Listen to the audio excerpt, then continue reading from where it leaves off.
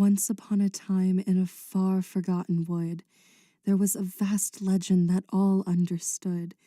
If one touched the bright moon high in the sky, it would grant great power, but not to all who try. If a creature was clever with courage and might, the power could be harnessed if the attempt was just right. Failure was common. Very few could succeed, as many of them were driven solely by greed. Those trying to capture the moon. Once upon a time, there was a shy little bunny in a forest long since forgotten. They fell in love with the beauty of the world. Each night they hopped from tree to tree, hoping for a view of the sky above and the stars that rested there. On an evening no different from the rest, the bunny emerged from their home deep underground, eager to explore the world once again. They knew the sun would soon rise, and so they hurried to admire the moon. As the bunny darted through the woods, careful and quick, their foot crunched loudly upon a small brittle twig. The poor young rabbit looked on with fright as the moon above them shattered, and all semblance of the great glowing moon was swallowed by the night sky. Then, in the darkness, specks of light appeared. These shards of the moon tumbled downward to the mortal world and across the very forest the young bunny called home. Without a question, without even a doubt, the bunny knew that something must be done.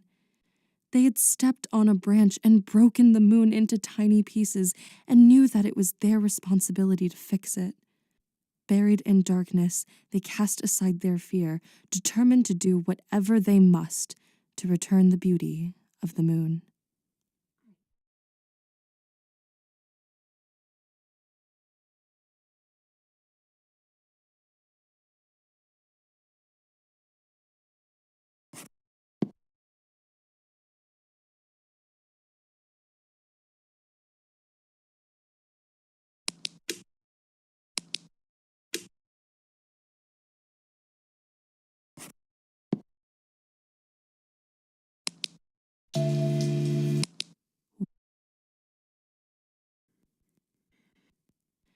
Buried in dark.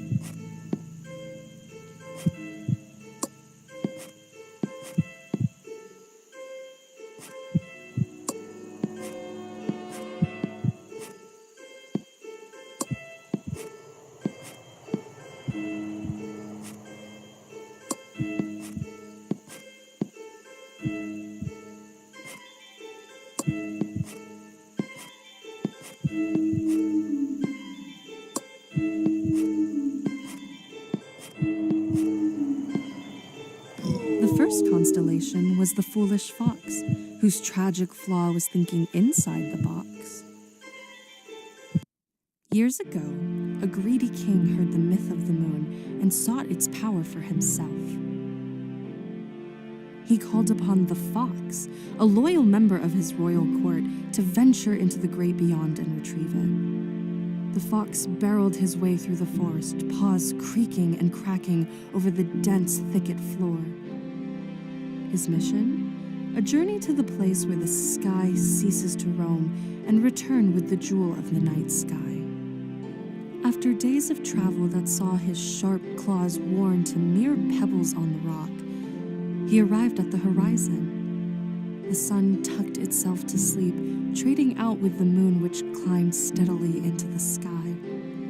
The fox yipped and chased after the moon, jaws eager to clamp down on its pearly prize. But the foolhardy fox did not realize that the moon was not so easily won, and his jaws closed down on evening air. His leaps brought him no closer, and his feet eventually gave out under him. He fell to the ground, and he returned to the king, the moon still hanging in the far-off heights of night.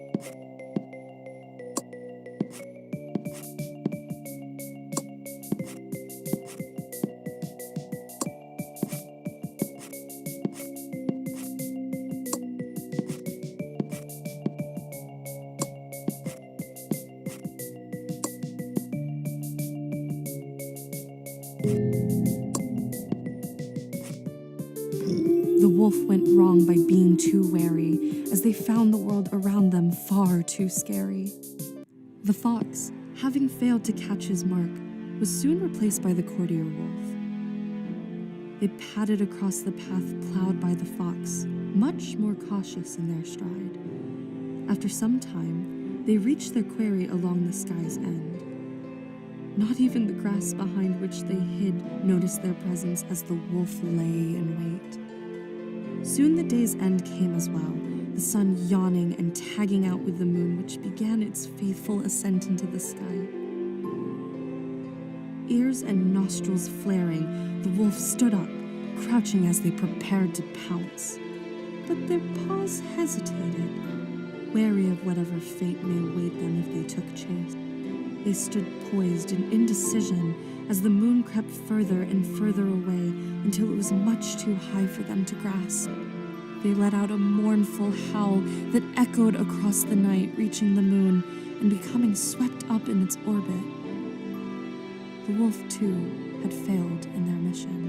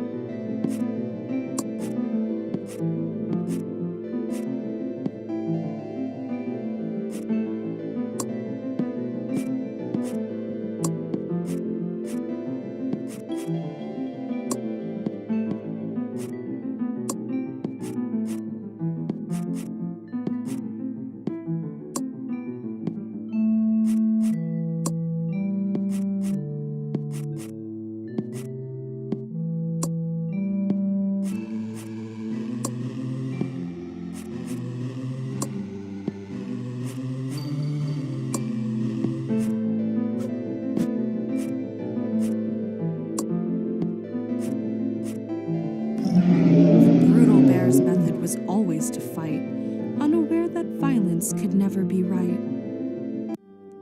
After the failure of the wolf, the king sent the mighty bear to obtain the moon. The king had begun to lose patience with his court, but knew that the bear would use all of her strength.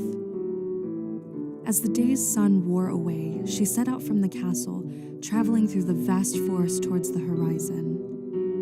The amber sky faded to inky black, and still she traveled onwards. She lumbered towards the setting moon, beady eyes focused on her target. The bear waited until the moon hung low in the sky, and then reared up, reaching as high as she could. Her vicious claws slashed skyward, thrashing at the moon to no avail. She brought down her paws with all her might in a powerful stomp, but still, the moon refused to fall. Defeated, the bear had to return to the king, empty-handed.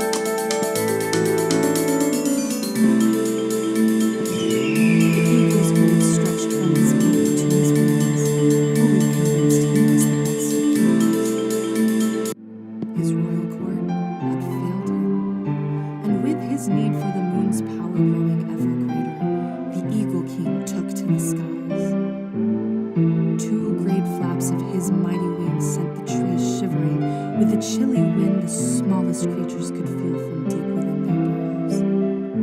He climbed higher and higher into the sky, ice gathering on his wings as the air around him got colder and colder. As he approached, the soft glow of the moon cast its light on the eagle's face. He reached out to touch it, but as he did, he felt no rush of power. He had reached the moon once before he had become king, and felt the power it gave. In fact, this power was what allowed him to become king in the first place. When he first ascended to the throne, he was a kind, compassionate ruler. But as time went on, he became consumed by his own greed, and the power of the moon began to abandon him. Desperate to regain what he lost, the eagle began to peck at the moon, hoping that more power laid underneath. As he dug deeper, cracks began to form. The eagle noticed the cracks growing, but he continued his pecking, becoming more and more forceful. Suddenly, the moon completely shattered. One by one, each of the 8 shards fell to the ground. The eagle dove, trying to catch even one, but each shard eluded him. Even though the moon was shattered, it still would not let the eagle steal its power. He watched as his court and soldiers turned to stars until he, too, became a constellation.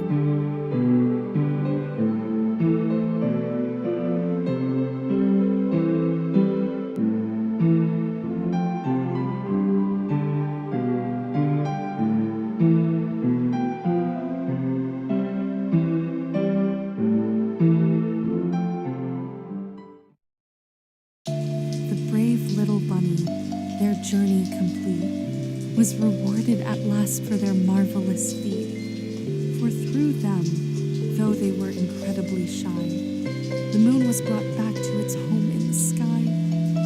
But their strength did not come from their brawn nor their size. In fact, something different allowed them to rise. The bunny was kind, quite loyal and smart, and above all else had a brave little heart. So this tale of the bunny, moon, and stars is told o'er campfires from near and far, shared in the kingdom among dances and songs, under the bright moon, back where it belongs. And thus, the little bunny defeated the great eagle king who had so coveted the moon's power. From him, they took the last shard of the shattered moon and climbed to the very top of the castle spire. There they untied their bag and took out all 8 of the glowing fragments. The fragments shimmered and twinkled, light dancing across their dusty surfaces. The bunny marveled at their beauty and gazed up at the twilight sky. Here, thought the little bunny, this is for you. It doesn't belong to me and should never belong to any one creature. Ever so gently, the bunny held up each fragment and watched as they floated, one by one, up towards the sky. The shards spun and twirled around each other, rising above the little bunny, above the old evergreen trees and the vast castle towers. A bright light flashed through the sky, and as the bunny looked upwards, they saw the moon had returned above. Gray-blue moonlight shone across the lands, illuminating all in its beauty as it once did years before, and as it would for years to come.